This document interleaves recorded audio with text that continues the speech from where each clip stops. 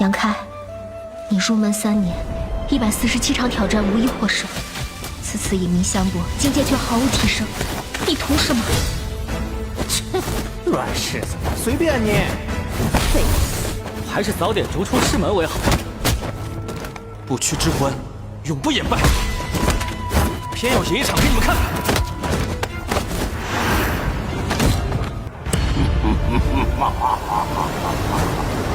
好一个不屈之魂！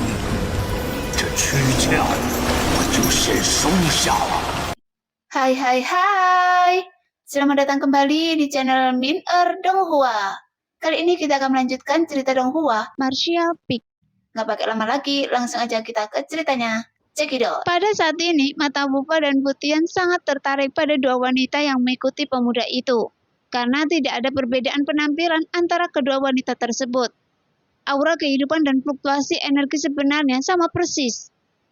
Berdiri bersama sepertinya ada hubungan tak kasat mata antara keduanya.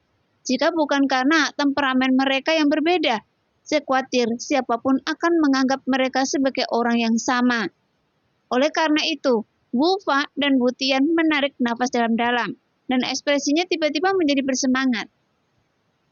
Dia menatap Cier dan Mier sejenak dan menolak untuk memalingkan muka, karena tidak perlu dipastikan bahwa ketika mereka melihat kedua saudara perempuan itu, Wufa dan Butian telah menyimpulkan bahwa mereka berdua pasti sedang mempraktikkan keterampilan sihir Qiliansi yang sama.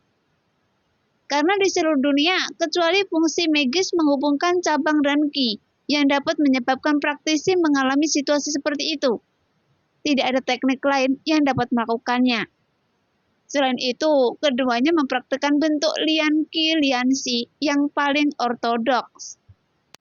Dalam hal tingkat konsistensi antara aura dan jejak kehidupan, bahkan Wufa dan Butian yang merupakan penguasa pavilion tidak sebaik saudara perempuan itu, dan tingkat hubungan antara energi sejati mereka juga kalah dengan kedua gadis ini. Saudaraku, teriak Butian dengan sedikit kebahagiaan di wajahnya. Itu benar. Wufa juga sangat bersemangat. Ini jelas merupakan warisan tertinggi yang telah hilang dari pavilion kembar kita. Pada saat yang sama, Cier dan Mier para juga memandang Wufa dan Butian dengan perasa ingin tahu. Hanya saja penampilan dua orang lainnya yang tampaknya kanibal yang membuat mereka sedikit ketakutan, dan mereka mau tidak mau bersembunyi di balik Yangkeh. Namun gerakan halus mereka membuat Wufa dan Butian sadar akan kesalahan mereka, dan mereka dengan cepat tersenyum lembut, menunjukkan ekspresi ramah dan tidak berbahaya. Apakah kalian berdua master dari pavilion kembar? Yangkeh bertanya sambil tersenyum. Wufa dan Butian terlihat serius, dan pada saat yang sama menangkupkan tinju mereka dan berkata, "Tepat sekali. Anda adalah Tuan Suci Yang." Mendengar itu, Yangkeh mengangguk perlahan. "Saya sudah lama mengagumi Anda." Wufa menyapanya tanpa basa-basi dan berkata langsung pada intinya, "Tuan Suci Yang, kedua gadis ini." Namun, Yangkeh menyelanya sambil tersenyum dan berkata, "Mari kita bicarakan itu di aula." Setelah selesai berbicara, Yangkeh memimpin Cier dan Mier menuju aula utama, yang membuat Wufa dan Butian saling memandang, dan tidak punya pilihan selain mengikuti. Setelah tamu kehormatan duduk, Yangkeh meminta seseorang untuk menyajikan teh, dan kemudian dengan tenang berkata, "Saya akan langsung ke pokok permasalahannya. Saya tahu betul tujuan dua master pavilion datang ke sini." Mendengar itu, Wufa dan Butian tampak bersemangat, menatap Yangkeh dengan penuh harap, dan menunggu kata-kata selanjutnya. Hanya saja, tanah suci 9 surga saya tidak pernah berurusan dengan pavilion kembar, dan saya tidak terlalu mengenal kedua master pavilion. Jadi, ada beberapa hal yang perlu saya jelaskan dengan jelas terlebih dahulu. Saya harap dua master pavilion bisa memaafkan saya." Tuan Suci yang benar, memang seharusnya begitu. Wufa dan Butian dengan cepat menyatakan pendirian mereka. "Begini, Anda ingin mereka berdua pergi ke pavilion kembar Anda, kan?" Yangkeh bertanya dengan serius, sehingga Wufa dan Butian mengangguk bersama. karena mereka berdua telah menguasai warisan tertinggi si kembar dan menjadi harapan revitalisasi pavilion kembar. Dan mereka berdua juga ingin melihat pavilion kembar. Jadi saya sudah mengkonfirmasi dengan mereka. Serius? Wu Fa dan Wu Tian memandang Ji Er dan Mi Er dengan rasa terima kasih. Karena mereka khawatir kedua saudara perempuan itu tidak mau pergi bersama mereka. Jika orang yang terlibat tidak memiliki niat tersebut, maka mereka tidak dapat memaksakannya. Bagaimanapun ini adalah tanah suci 9 surga, di mana terdapat banyak master. Meskipun kedua bersaudara itu hanya memiliki tingkat budidaya alam suci tingkat pertama, dan tidak menjadi masalah untuk mengalahkan orang suci tingkat kedua dengan menggabungkan kekuatan. Tapi kekuatan seperti itu juga lemah di tanah suci 9 surga. Lagi pula, selama mereka tinggal di sini beberapa hari, mereka juga merasakan aura kuat yang datang dari puncak gunung terdekat, yang membuat jantung mereka berdebar-debar. Jadi tidak ada keraguan bahwa ada master top yang telah mencapai alam suci tingkat ketiga duduk di sini. Jika mereka berani bertindak sembarangan di sini, mereka sama saja menggali kubur mereka sendiri. Awalnya tidak nyaman bagi saya orang luar untuk mengatakan apapun. Yang tersenyum lembut. Tapi kedua gadis ini sangat berarti bagi saya. Karena kedua gadis ini seperti saudara yang berasal dari pintu yang sama. Begitu Yang Ke mengatakan ini, Ji Er dan Mi Er menatapnya dan bahagia. Namun Yang Ke pura-pura tidak memperhatikan dan melanjutkan. Dan mereka baru datang ke Beno Tongsuan baru-baru ini. Mereka telah tinggal di dunia misterius kecil selama hidup mereka. Jadi mereka tidak tahu apa-apa tentang tempat ini. Jadi saya harus membantu mereka bertanya dengan hati-hati. Tuan Suci Yang, tolong beritahu saya dan kami berdua akan memberikan jawaban yang memuaskan. Wu Fa berkata dengan serius. Perlakuan seperti apa yang akan mereka dapatkan jika mereka pergi ke pavilion kembar? Yang Ke bertanya langsung tanpa bersikap sopan. Wu Fa berpikir sejenak dan berkata, ada seorang murid di rumah naga dan ponik bernama Sun Yu, yang merupakan keturunan Kaisar Naga. Bagaimana rumah naga dan ponik memperlakukan Sun Yu, maka pavilion kembar saya akan memperlakukan dua gadis ini sama seperti dia. Yang Ke mengangguk puas. Dan mereka berkata, jika mereka ingin kembali ke sini di masa depan, kami tidak akan pernah menghentikannya selama warisan pavilion kembar dapat diteruskan. Tidak masalah, mereka akan menetap di masa depan. Ketika mereka sampai di sana, dalam hal budidaya, kami akan memberikannya kepada mereka di dalam sekte, dengan materi pelatihan terbaik dan lingkungan pelatihan terbaik. Kami berdua bahkan dapat melindungi mereka dari apapun yang menyakiti mereka setiap saat, kecuali kami mati. Keterampilan sihir Kiliansi yang sama yang mereka kuasai. Yang Ke terus bertanya, jika mereka tidak ingin mengatakan, tidak ada yang bisa memaksa mereka. Itu adalah kesempatan yang diberikan kepada mereka oleh nenek moyang saya di pavilion kembar. Pada saat ini, Yang Ke berkata satu persatu. Jadi, Wu Fa dan Wu Tian menjawab satu persatu, seolah-olah mereka sudah mendiskusikannya dengan wajah tulus dan persetujuan tanpa syarat. Dan semuanya jawabannya sangat memuaskan. Mereka, Yang Ke. Tepat ketika Yang Ke ingin melanjutkan pertanyaannya, Ji Er diam-diam menyodok Yang Ke dan mengedipkan mata. Itu hampir cukup, jangan mempermalukan orang lain. Bagaimanapun, berbagai kondisi dan pertanyaan yang diajukan oleh Yang Ke cukup realistis dan rumit. Jadi Ji Er dan Mi Er benar-benar tidak ingin melihat Wu Fa dan Wu Tian membuat segala macam janji lagi. Lagi pula, mereka telah merasakan ketulusan satu sama lain. Kalau begitu, itu saja. Yang Ke terkekeh dan berkata ke samping. Suhui, siapkan beberapa pil suci untuk budidaya dan biarkan mereka membawanya di jalan.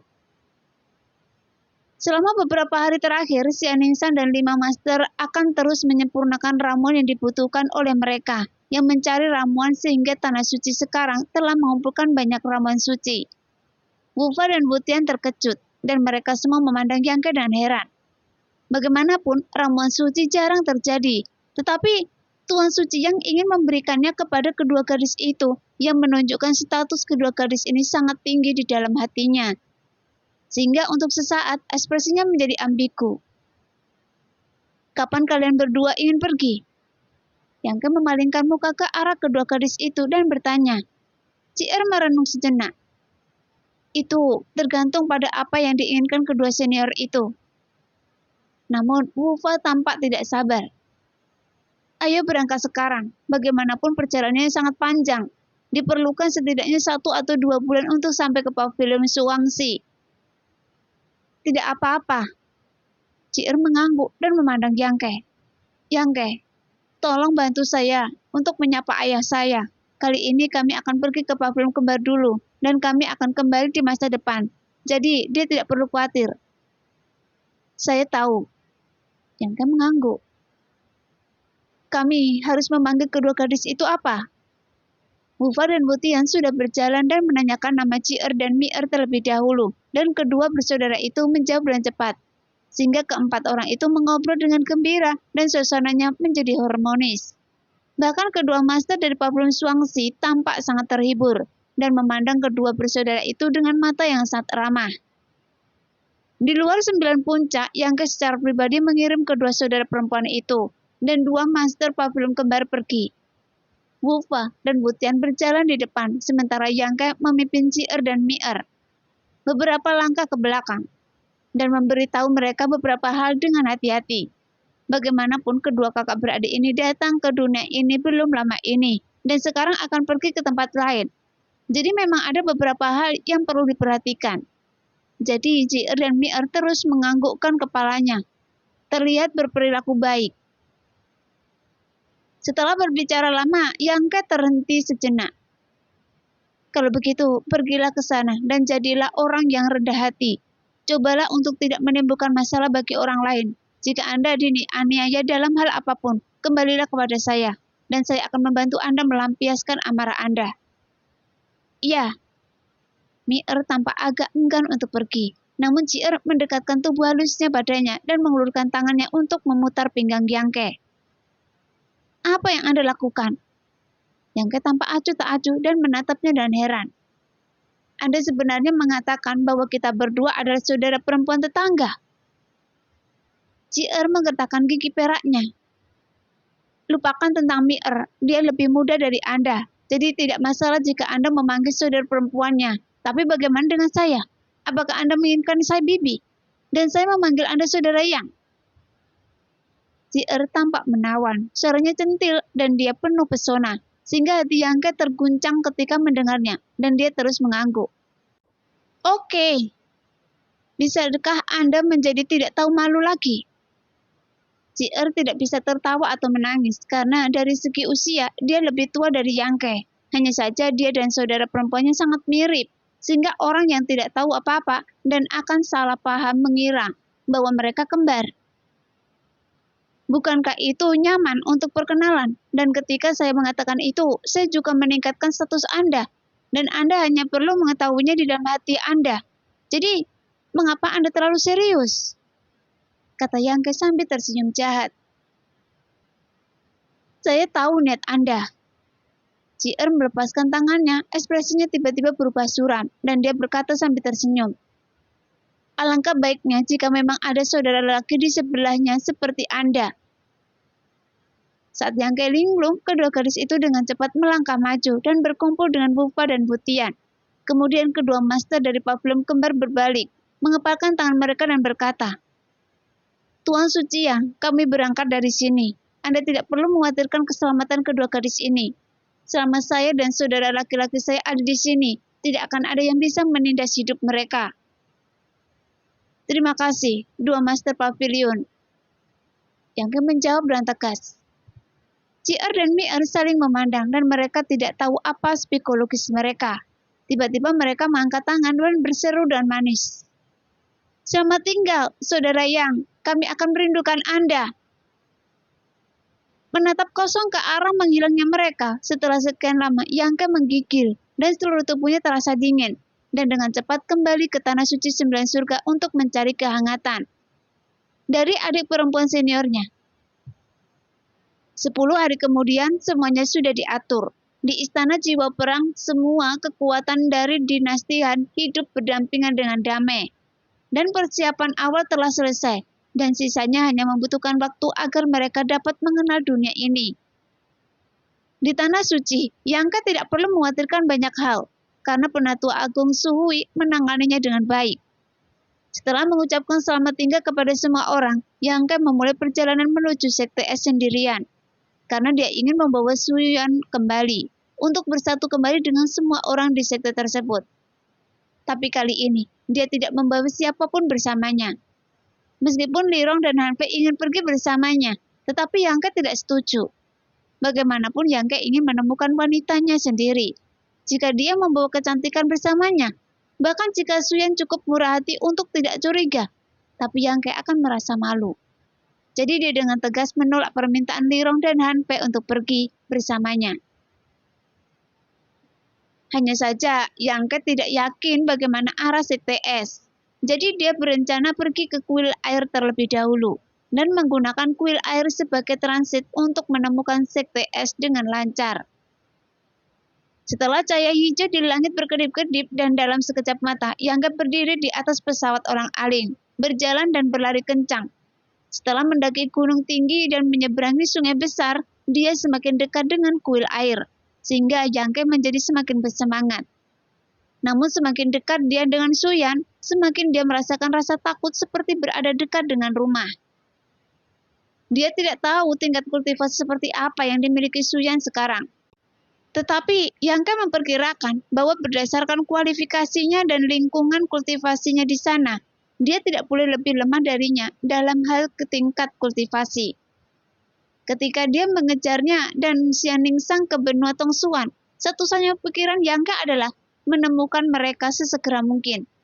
Tapi dia tidak menyangka keinginan sederhana ini membutuhkan waktu 10 tahun untuk menjadi kenyataan.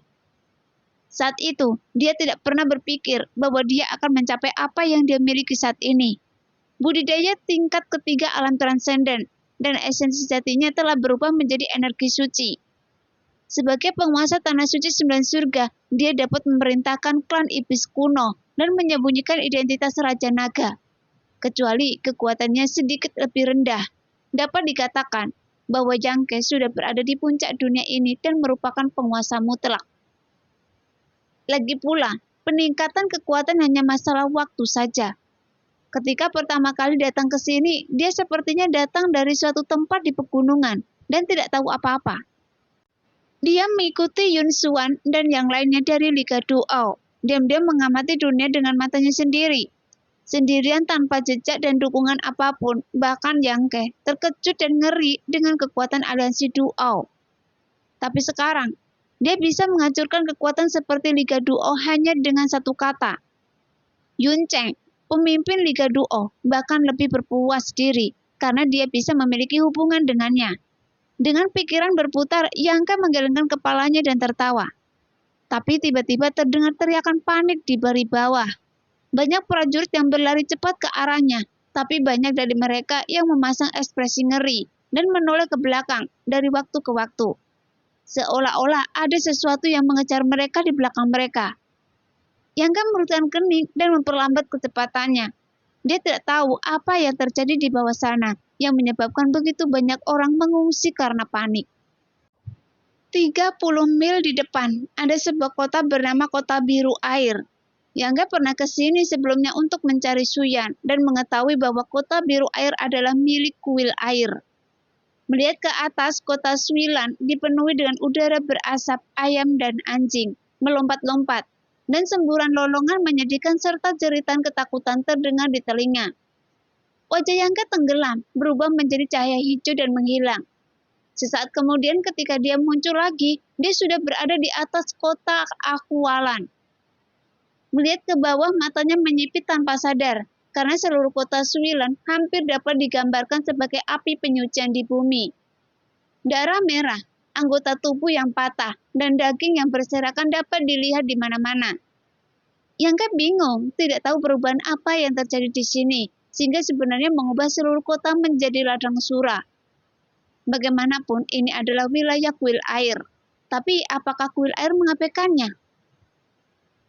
Setelah melepaskan pikiran spiritualnya, Yangke segera menemukan sesuatu yang tidak biasa. Di banyak tempat di kota ada aura ganas dan kekerasan yang dia rasakan familiar, meledak tanpa disembunyikan.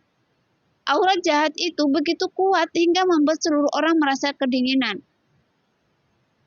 Melihat ke arah tempat yang paling dekat dengannya, Yangke tertegun di tempat. Di lokasi itu ada kerangka yang berdiri dengan megah. Kerangka itu semuanya berwarna merah dan suara gemericik air terdengar dari dalam, seolah-olah ada darah mengalir di dalamnya. Di kedua rongga mata hijau itu menari-nari seperti angin dingin yang sepoi-sepoi, segera membuat orang bergidik. Selain kerangka, ada banyak prajurit yang meninggal secara tragis. Pada saat ini, daya tarik yang tak dapat dijelaskan datang dari kerangka tersebut. Terlihat dengan mata telanjang, mayat dan potongan daging yang jatuh di tanah berubah menjadi aliran esensi murni. Kemudian energinya dengan cepat diserap oleh tulang. Setelah menyerap esensi daging dan darah orang mati ini, lapisan tipis daging dan darah muncul di permukaan kerangka, menutupi tulang, sehingga itu tampak seperti pria kurus yang dikuliti hidup-hidup. Melihat itu, Yangke merasa ngeri dan berseru, "Klan tulang!" Kerangka di depannya menunjukkan vitalitas yang besar dan jelas yang merupakan klan tulang. Tetapi itu berbeda dari apa yang dilihat Yangke di Sekte Es dan Sekte Tianxiu, karena dia tampak benar-benar hidup. Seluruh tubuh memancarkan aura kuat yang termasuk dalam tingkat kesucian pertama. Yangke mengerang dalam hatinya, tidak mampu menjelaskan fenomena aneh di depannya. Tepat ketika dia sedang melamun, sosok klan tulang itu tiba-tiba menoleh dan menatapnya. Mata hijaunya menatapnya dengan tegas, mengunci Yangke dengan pikiran spiritualnya yang ganas. Segera dia membuka mulut besarnya dan tampak tersenyum, sehingga Yangke merasa kedinginan. Dan akhirnya mengerti mengapa penduduk kota Akualan melarikan diri dengan tergesa-gesa. Siapapun yang melihat pemandangan aneh ini pasti akan ketakutan. Terlebih lagi, penduduk kota Suilan tidak terlalu kuat, tapi klan tulang di depan mereka setidaknya adalah orang kuat yang telah masuki alam suci. Di seluruh kota Suilan ada lebih dari sekedar klan tulang di depannya. Di bawah pemikiran spiritual Yangke, dia memperhatikan bahwa setidaknya ada 4 atau 5 aura tidak menyenangkan yang tersebar di berbagai sudut kota. Dan kemunculan Yangke yang tiba-tiba sepertinya cukup menarik perhatian klan tulang. Setelah melihatnya beberapa saat, klan tulang itu berjalan lurus ke arahnya. Dia jelas tidak memiliki kulit, tapi tempat yang dia lewati sangat bersih. Darah yang mengalir di permukaan tubuhnya tidak tumpah sama sekali. Bahkan tidak ternoda di tanah. Di tengah jalan, klan tulang berubah menjadi bercak darah dan menghilang. Pada saat yang sama, tanda peringatan tiba-tiba muncul di hati Yangke. Energi sebenarnya di tubuhnya meledak dan dia mendorong ke depan dengan telapak tangannya. Jejak telapak tangan besar itu menghantam seperti gunung yang runtuh dan suara benturan terdengar. Setelah klan tulang yang menghilang ditampar oleh tangan Setian, dia memperhatikan sosoknya. Tetesan darah seperti permata berceceran dari tubuhnya, dan daging tipis yang baru saja mengembun terguncang dan jatuh ke tanah, memperlihatkan tulang berwarna merah darah. Pada saat ini, klan tulang tertegun sejenak, kemudian matanya melonjak semakin cepat, seolah dia tidak menyangka Yangke dapat memblokirnya, yang membuat dia sangat marah. Dia membuka mulutnya lebar-lebar dan mengeluarkan raungan seperti hantu menangis. Setelah suara melolong itu mencapai telinganya, Yangke terasa seperti terkena palu godam, dan ombak yang bergoncang bergulung sampai di lautan kesadaran, karena raungan itu mengandung serangan jiwa dewa yang sangat kuat. Wajah Yangke menjadi dingin, kemudian tombak emas muncul di tangannya, dan dia melemparkannya ke arah klan tulang itu dengan ganas. Segera tombak penghancur surga berubah menjadi cahaya keemasan dan menembus mulut besar klan tulang dengan kecepatan kilat, dan ditembakkan dari belakang kepalanya. Sebuah lubang transparan muncul. Yangke terdiri di depan klan tulang dan bisa melihat sesuatu di belakang kepalanya melalui lubang tersebut. Namun sosok klan tulang acuh tak acuh, dan daging tipis serta darah di antara lehernya menggeliat dengan ganas. Kemudian lukanya dengan cepat pulih seperti sebelumnya, dan tidak ada jejak penetrasi yang terlihat. Yang Ke tiba-tiba merasa ada sesuatu yang tidak baik, sehingga suasana hatinya menjadi lebih berat. Bagaimanapun rasa aneh ini tidak hanya bisa menyerap esensi daging dan darah orang mati untuk membentuk tubuhnya sendiri, tapi bahkan tidak peduli dengan luka fatal tersebut, sehingga hampir tidak mungkin untuk membunuh, yang membuat Yang Ke merasakan perasaan menyeramkan. Namun pukulan tadi sepertinya benar-benar membuat marah lawannya. Kemudian klan tulang membuka mulutnya lagi dan meraung keras. Dan cahaya berdarah yang mewarnai langit menjadi merah tiba-tiba berubah menjadi jaring besar yang menutupi langit dan menyelimuti Yang Ke. Bahkan jaringan darah mengandung kekuatan yang membuat jantung berdebar-debar dan terdengar suara menyengat yang sangat korosif. Yang Ke mengerang, jutaan pori-pori terbuka di sekujur tubuhnya, dan energi yang menyembur seperti letusan gunung berapi. Dalam sekejap, seluruh tubuhnya menjadi seperti terik matahari, dan cahaya kemasan menerangi seluruh otak akwalan. Menyilaukan muncul, dan jaring darah jatuh ke kepalanya. Langsung menguap seluruhnya sebelum dia bisa mendekat.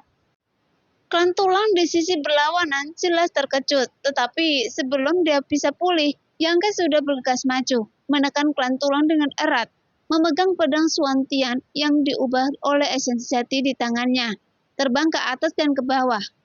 Segera gelombang lolongan keengganan dan kemarahan keluar dari mulut klan tulang, dan daging tipis serta darah yang menempel di tulangnya terkelupas sepotong demi sepotong.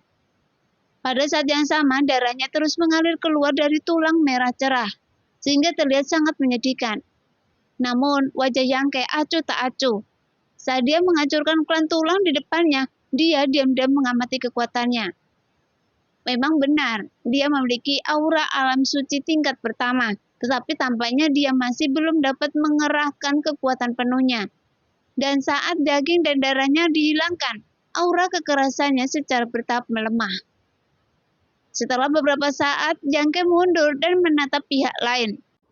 Sekarang, sosok klan tulang di depannya dipotong menjadi bentuk kerangka. Selain tulangnya, hanya ada meridian yang menempel kuat pada tulang. Namun Yang Ke terkejut saat mengetahui bahwa setelah menahan begitu banyak serangan darinya, tulang lawan tidak meninggalkan bekas luka sama sekali.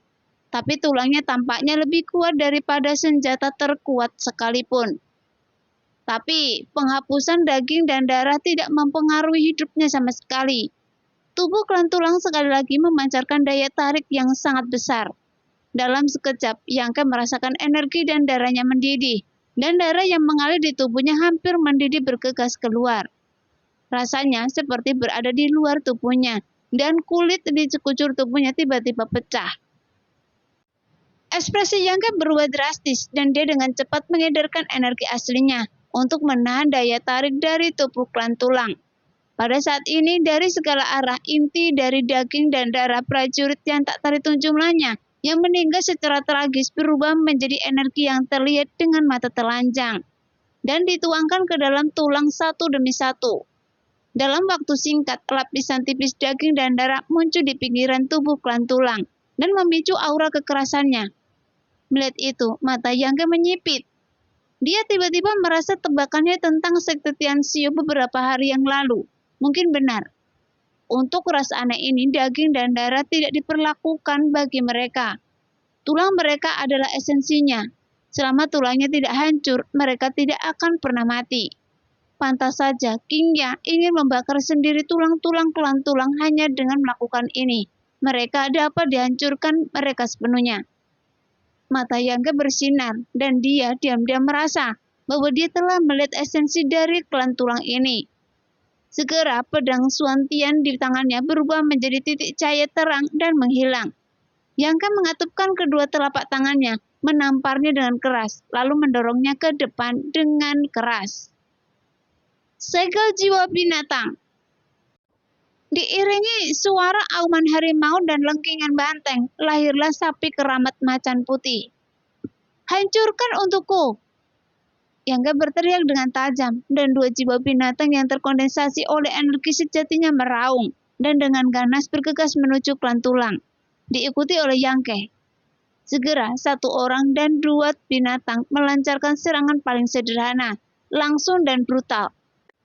Banteng dewa yang menghancurkan bumi bertabrakan dan tanduk di dahinya langsung menembus perut klan tulang, kemudian mendorongnya tinggi-tinggi.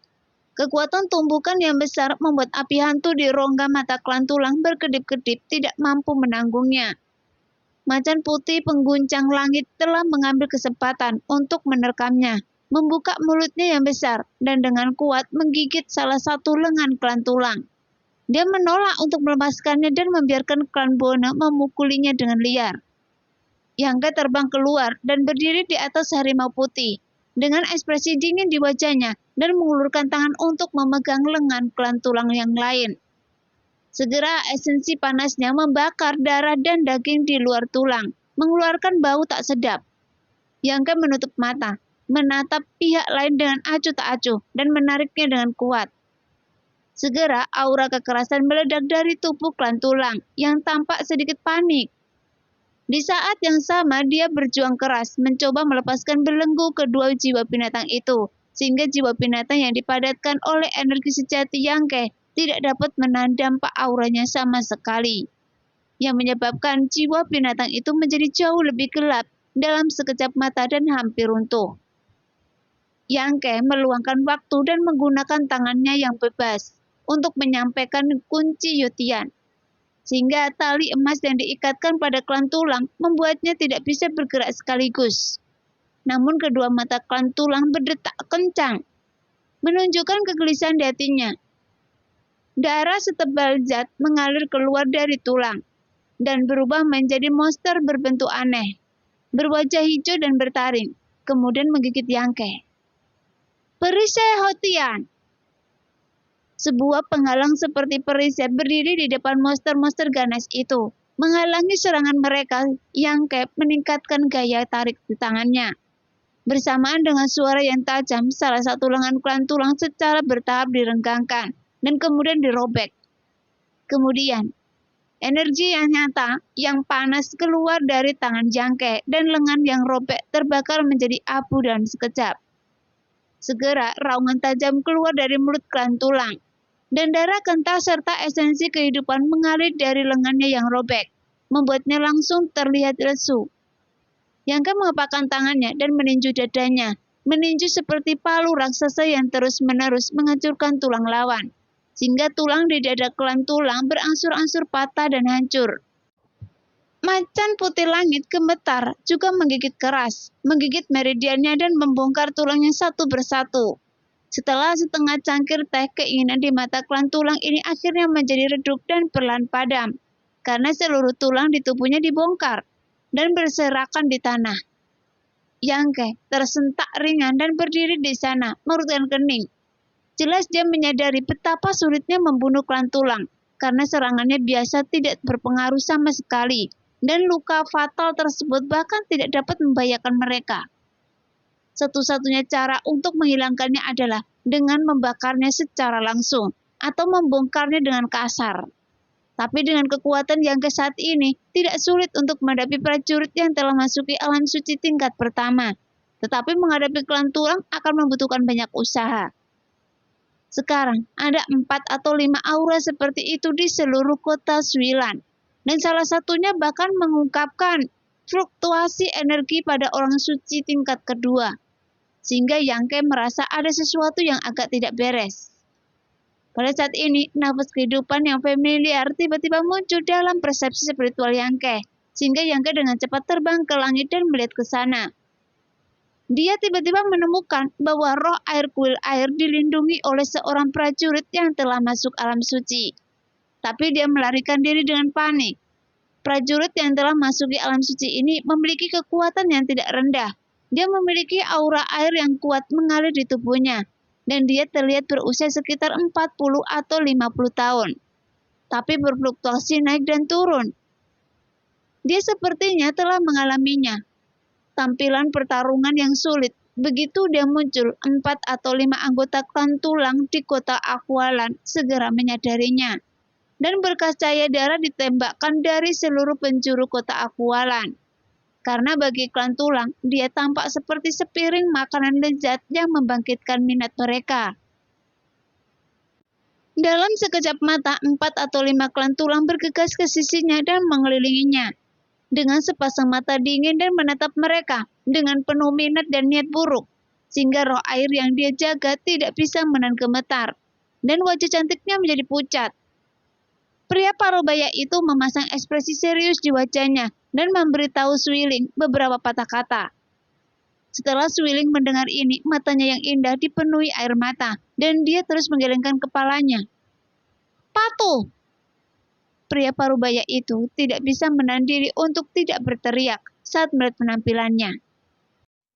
Nah, demikianlah cerita hari ini. Terima kasih yang sudah menonton video Min Earth sampai selesai.